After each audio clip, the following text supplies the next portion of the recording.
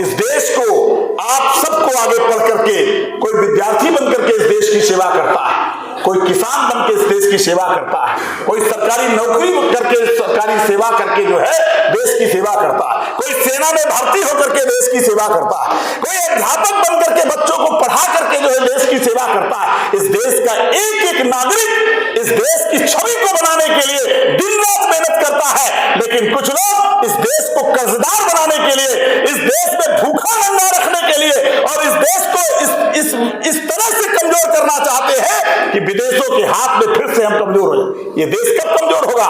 जब हम आर्थिक रूप से कमजोर होंगे, और आज वो स्थिति आ गई है जब इस देश का किसान कमजोर हो गया। आप सब किसान के परिवार के हो, आप कल्पना करो कि जब किसान के पास पैसा नहीं होगा, मजदूर के पास पैसा नहीं होगा, तो क्या किसी व्यापारी के पास वो सामान खरीद पाएगा?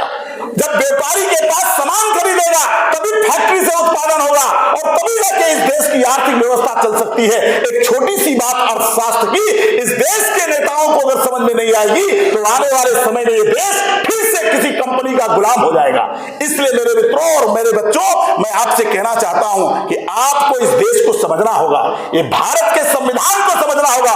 इस देश में अगर कुरान और बाइबिल और गीता से सबसे बड़ी कोई पुस्तक है तो चाहे वो हिंदू हो, चाहे मुसलमान हो, चाहे सिख हो, चाहे ईसाई हो, उसके घर में अगर कोई पुस्तक होनी चाहिए तो भारत का संविधान होना चाहिए, क्योंकि भारत का संविधान ही एक ऐसा पुस्तक है जो सबको जोड़ के रखता है, सबको एक साथ रखता है। देश की एकता अखंडता के लिए हमको उसके लिए मर मिटना चाहिए। अगर देश का संविधान खतरे में है तो समझिए देश खतरे में है, और देश अगर खतरे में है तो हम सब खतरे में है, तब जाके कोई जाति और धर्म खतरे में होता है। लेकिन लोग कहते हैं कि हिंदू धर्म खतरे में है, कोई कहेगा मुस्लिम धर्म खतरे में है। अरे धर्म कभी